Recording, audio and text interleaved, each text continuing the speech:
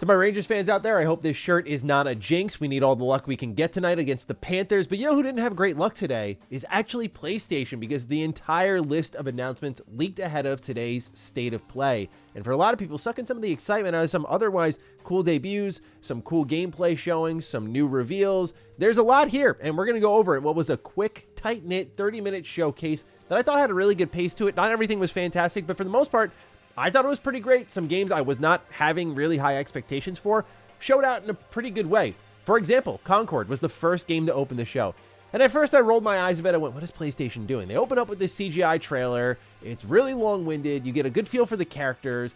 And you eventually learn this is part of the vision. One of the promises with Concord is that they're going to do weekly cinematics, which I don't pay close attention to a ton of live service titles. You all know my taste. I like the single-player games, RPGs. That's usually where I hang out. My more live service games are like MOBAs. I play League, I play Smite, you know, that's where I'm parking it. But when it comes to promises for weekly cinematics and building out these characters, I have high hopes for that. That's something I kind of wish Overwatch did when I was really into Overwatch, putting hundreds of hours into it. I drew a close attachment to the characters through the personalities in that world, and they wanted you to go beyond the game and read the comics and stuff, and I get the whole business aspect of that. But as a player, weekly cinematics sounds cool for characters that I'm kind of interested in. Otherwise, this is a 5 versus 5 first-person shooter. And you may be wondering, well, Matty, why are you positive on this thing? We've seen this type of game a lot before. Number one, gameplay looks really rock solid. Number two, I've been asking PlayStation to do first-person shooters for a while. I want to see the portfolio diversify a bit, and this showcase really spotlighted that. We got a 3D platformer in a new Astro Bot game. We get a new first-person shooter, and you already have the third-person, over-the-shoulder, open-world style games we know and love from PlayStation. So for me, I really liked that my request was answered here, and with a pretty good looking game. So they describe it as you're a part of the crew of the North Star. You're called Free Gunners. You take on other Free Gunner crews out there. There's a beta in July. The game is launching August 23rd of this year on both PS5 and PC. Some of the gunplay kind of reminded me of what I see in Destiny PvP, although I don't play much Destiny, but at least on a visual front, the kickback, the abilities look good. I like hero shooters. There's another hero shooter on this list that I'm very excited for, so maybe it's just my particular type of taste. We'll see how the characters and the cinematics are done, because I think that'll kind of be the hook long term. But otherwise, I was not expecting much from PlayStation with this one, and I thought it showed out really well. I'm excited for Concord. Next up on the list is a unsurprising announcement. God of War Ragnarok is coming to the PC. So 2 games in a row with PC-related announcements at the State of Play. Times are changing for them. They are starting to, after the success of Helldivers 2, really diversify the portfolio in where they release it. I missed out on God of War Ragnarok. Like, I bought it, played it for a little bit, stopped it to go review some other things, never got back to it. This might be a pickup for me if I can get that bad boy running on the Steam Deck OLED or something, and finally finish this one out, because I really did love the first God of War. Next up was what I think would have been a great surprise announcement if it didn't leak, a new Dynasty Warriors game. I love the Warriors games. I don't know if that's a guilty pleasure or not. I'm not afraid to admit it. Like, I love these games. And this one, hello? Look, when I played Samurai Warriors 2 on my Xbox 360 and Dynasty Warriors on like my Game Boy Advance, I mean, I remember that so well. But each entry was such a big deal to me, because it was about how many more characters can we fit on screen, how many more KOs can you rack up, and it feels like it's been stagnant for a little bit, and what they've sort of done with the Warriors license is handed out to Fire Emblem or Zelda and tried to make something of it there, and that's worked for me because I'm just like that. You know, you put my favorite IPs with a Muso style game, and I'm there. But this one looked insane, like fortress assaults, crazy weapons of war, tons of enemies on screen, massive maps, looked really good visually, took itself very seriously. I mean, I really liked what I saw with this trailer. It's coming out 2025, so that stings a little bit. I know the last Dynasty Warrior games, I actually missed it. Dynasty Warriors 9 wasn't fantastic to some people. It was open world, so I'm curious what they do with this one. It seems like based off the combat and the way they have all of these massive amounts of troops, they're kind of going back to their roots, but fueling it with next-gen technology. So I'm keen to see what they pull off here, but I thought this looked way better than I ever expected. Afterwards, we get a little dip, depending on your taste. Infinite Nikki. This is a, I really don't know. It's like picture-taking anime waifu-style game. Not going to shame anyone if that's what you're into, but for me, not the game I'm really looking to play. But that was shown off there, as well as Ballad of Antara, which is coming out in 2025. We're starting to get to the point here where we're going to see a ton of Souls-likes, because, I mean, what FromSoft has done is remarkable. and there's been clones like Lies of P who have done it really well. Stellar Blade had some elements of it, which a lot of people say it does very well. And we're starting to see, like, there's another game in here called Where Winds Meet. You can feel the FromSoft energy in some of these games. It's a deeply inspirational genre, and we're going to see it for a while. And I'm curious how the fatigue goes on for some people, because these games take a lot out of you. And I'm not saying this is exactly a Souls-like, by the way, but that approach, that presentation, that feel, that goes a long way with some gamers.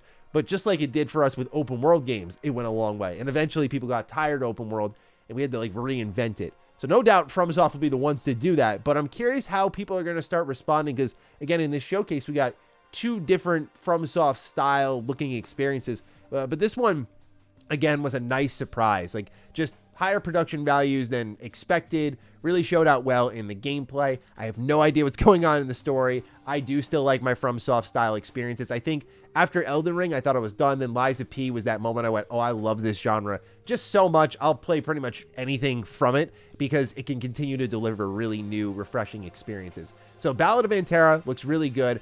Afterwards, we got a brief snippet of PSVR 2 games. We got one that a little disappointed by, one that looks really good. The first one is from Skydance, and it's called Behemoth. And this game is coming out fall 2024 and looks really sharp. I mean, some of the style kills in this trailer were sick. Guys catching arrows, twirling them around in his hands, and putting them in his bow and unleashing them. Really cool, visceral combat. One of the voice actors sounded like a villain, I'll just say, from My Hero. I'm not sure if it was the same voice, but that was kind of cool to hear. It sounded like someone I've heard in anime. Someone can let me know in the comments down below. But for a VR title, I thought this looked really good. We're getting to that point now, especially since I've started messing around with MetaQuest 3, where VR is coming a long way, and we're not getting just gameplay field experiences, but better production values and better stories out of them. So very excited about this one, but I'm not a PSVR 2 owner, so I'm not going to be picking it up. But one game that I was very keen on when I saw the leak was an Alien game. I just watched Alien for the first time over on Retro Rewind. It's one of my favorite movies now. I just thought it was so good. And especially seeing how they imagined the future in that movie versus what it would end up becoming, where they thought things would get bigger and bulkier. That's a style I love, especially because, you know, game companies like Bethesda Game Studios blatantly ripped it off, it seems. But they showed off Alien Rogue Incursion. I thought, like, oh, okay. You know, I missed out on Alien Isolation. I want to play that this year around like Halloween time, get my spookiness on. And this is a VR title. Looks a little rough compared to Behemoth. Like, you can really see the high end and the low end of VR here. Alien Rogue Incursion's coming out holiday 2024. I do think a kind of horror style title on VR will work really well for the Alien IP. So I'm about it. It's just, I was hoping for something different, because I feel like if you get a console Alien game, it's like a horde shooter or an action thing. And I would like to see more Alien Isolation style games. I mentioned other hero shooters on this list here. We got Marvel Rivals. It's getting a console port, and it's having a closed beta on PS5 in July. I'm really excited for this game because, as I mentioned earlier, I put a ton of hours into Overwatch, and so pretty much Overwatch, but Marvel Heroes is my jam. So yeah, I'm totally at the mercy of these IP, and I am there for this idea. I'm glad it's happening, and so I'll definitely be checking it out, probably on PC, because that's where I prefer to play these kind of competitive style games. But it continues to look really solid. Destructible Environment also really spoke to me here. It made maps and matches seem more dynamic when you're there in the mix of things. I know there's a lot of bad PR around this game because they had that weird contract where you couldn't say negative things about it. I know they've now since changed it, but yeah, like, I think it overall looks really cool. And I'm not saying that because I'm under contract, by the way. I just realized saying that. Don't worry, I haven't played it or anything. I haven't signed a thing. Where Winds Meet is in development for PS5. No release window or date announcement, just letting us know it's on the way. Again, like I mentioned earlier, kind of a Souls-like style game. This one looked pretty good. I would say compared to Ballad of Antera, I prefer the former more than the latter. But nonetheless, still looks pretty solid. And then afterwards, we get this game that just keeps kicking around, and I gotta say, if I'm negative about anything, it's probably this. It's been such a weird game announcement to me, and the fact that it's still hanging around, I'm like, just release already. Get out of my sight, is Until Dawn. Now, I love Until Dawn. I remember when it came out in 2016, I played it through in one full session with one of my best friends growing up, and it was an awesome time. It's coming out on PS5 and PC fall 2024. I understand there's a lot more happening with the IP right now. I just think it's one of those moments where you reflect on where gaming is at. We have a lot of new fun things happening, but there's also just a lot of going back to the well constantly and not innovating and thinking creatively. You know, I was having a talk with a buddy, not to get all philosophical here, but you look at like the 90s and early 2000s, there was still a degree of like figuring it out. What works? What's exciting? It's a real era of creative expression. You get some janky stuff, you get some really good stuff, you get some hidden gems in there. And I know every era has a little bit of that, but I feel it was really at its peak in the 90s and early 2000s. But it feels like now we've just figured it out. Like we just know what's good and what's not and what to keep an eye out for and what to avoid. And so a lot of companies are playing it safe. And so you go back to the well and you do Until Dawn again, basically. Like no new content, just a nice movie style game that looks better. I mean, look, again, it's a fantastic game. If you haven't played it before, definitely give it a look. But for me, as someone who's played it, I'm like, why are we like, it's on PS4 and it looks great there. So what's happening here? Path of Exile 2. Now, I've enjoyed a decent amount of Path of Exile 1. I'm not going to act like I've played a ton of it, but played enough of it to have an opinion on it. And certainly I've enjoyed it. I love these action RPGs. They remind me of games like Baldur's Gate, Dark Alliance, Champions, Return to Arms, like some of my favorite action RPGs growing up were like this. Now, there's a lot of competition in this genre. We have other action RPGs like Diablo 4 getting an expansion this summer. We also have No Rest for the Wicked, which just entered early access.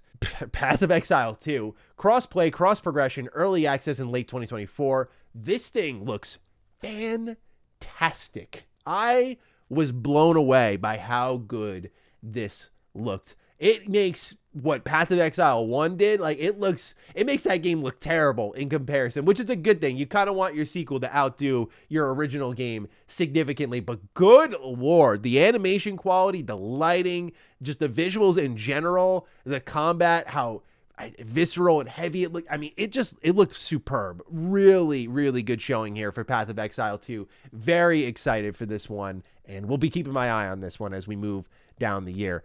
Then, speaking of remakes and going back to the well, Silent Hill 2 Remake. This one, last time it showed up, did not show out well. I will say this time around, they changed the character model a bit for James. The music, when it hit, I know I played Silent Hill 2 late in my life, but this is a special soundtrack, and right when it hit, I went, it's calling my name. It's calling my name. I love this game. It's one of the most thoughtful pieces of media you can consume on a thematic level. It's intensely deep, and it's one of those games I think is a must play. I'm ashamed I went so long not playing Silent Hill 2.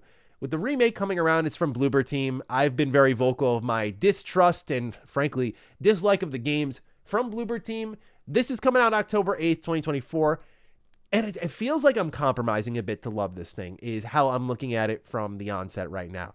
It looks good enough, but for a game so beloved and celebrated that already had its jank, the idea of a remake, in my opinion, was to kind of iron out some of the kinks and get a real fluid gameplay experience.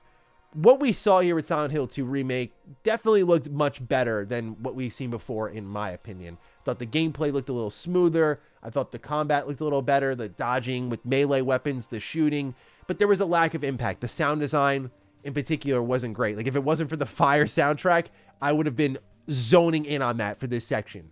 I think the visuals for character models look particularly low quality. And you got to wonder about the funding of this. Like, is it Bloober Team's fault? Or is Konami not ponying up to like get that high level of quality there to allow them to hire more and focus more on details like that? Because, again, I understand the appeal of the early Silent Hill 2 and the jank that was attached to it. But, like, now we've moved this far into the future. If we're going to go back to the well, let's do it really well here. Pardon the pun. We didn't get really answers on things like how much bigger Silent Hill 2 Remake is compared to the predecessor.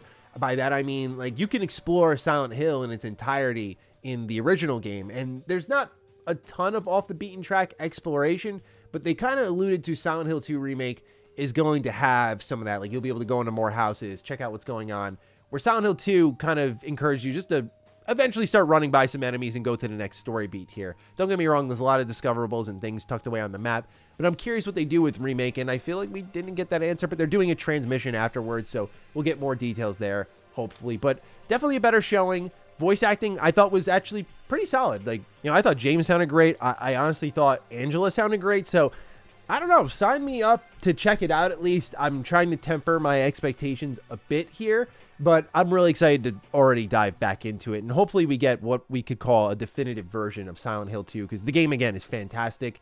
And I hope they don't take any liberties with the story, because I would leave that completely untouched. Afterwards, we see Monster Hunter Wilds. This is coming out in 2025. Big gameplay debut here. I know there's a lot of love, a lot of excitement, a lot of energy for Monster Hunter Wilds.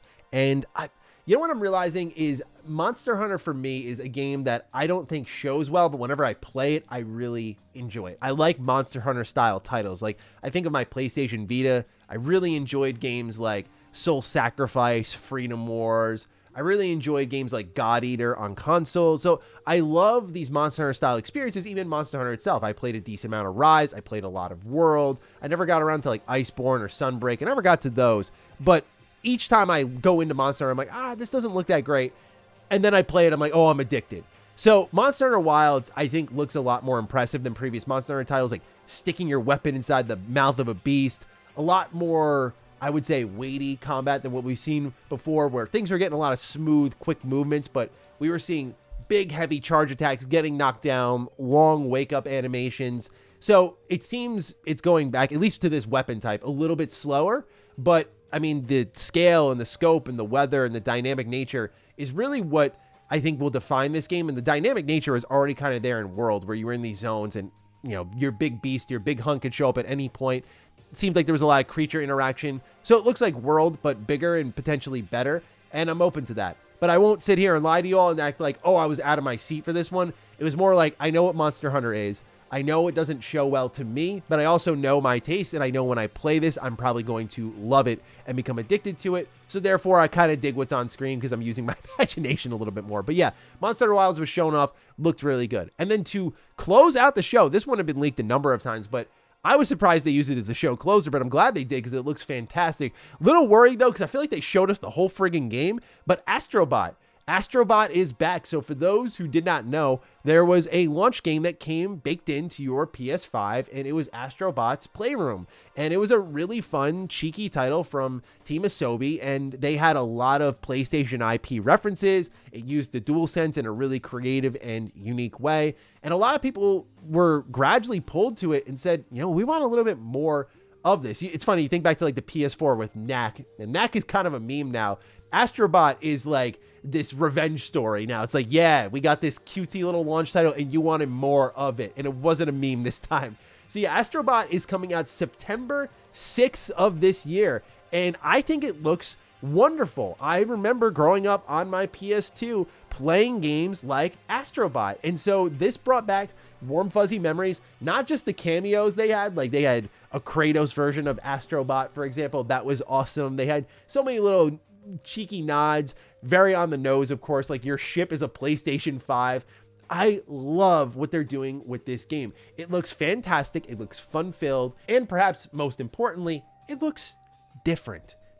But also the nostalgia is kicking in. It looks like what I grew up with, man. Again, Sly Cooper, Ratchet and Clank. You know, I think of these types of games that I grew up with, where 3D platformers, or Jack and Daxter, like 3D platformer energy with a lot of other things going on. Like, it wasn't just 3D platforming in Astro Bot. You had a lot of different moves, a lot of different abilities. He was picking up different gloves. Like, this game is going to be lit. I'm telling y'all right now, this game is going to be lit. I cannot wait. Looks so good. Brought back a lot of great memories of my early gaming days, but also just really excited from an enthusiast point of view that like kids might pick up a PlayStation 5 and like this is going to be one of the games they gravitate to. I feel like for all of us in the core gaming space looking for hardcore, serious games, I was talking about a buddy as well, is that the games that are coming out, like these, I saw a Bluey game the other day. I'm like, what is this trash, man? Like, I remember when I was a kid, we were getting really good games geared towards kids, like really good tie-in games. Then you get like the THQ Nickelodeon games. You're like, okay, so we didn't have it all perfectly, but a lot of kids are getting served up trash mobile games. So it's kind of cool to see Astro Bot's going to be a kid-friendly game that can maybe get more kids into gaming, and it's not just like trying to farm your cash because you don't know any better. So I approve of the game on both my personal enjoyment and what I think it's going to deliver to us, but also what I think it can do for the industry. So with that, ladies and gentlemen, that is the state of play, and I thought it was pretty solid. I really did enjoy it. Unfortunately, it leaked, so I think that softened some of the excitement I was walking out with. And that's a whole other conversation for another day on what these leakers are doing to these showcases and in turn, maybe even the products for some people. But nonetheless, I thought it was pretty solid. Looking forward to hearing your thoughts down below. Fire away. And with that, take excellent care of yourselves. And I will see you in the next video. Stay sexy, stay active. I love you all. Peace.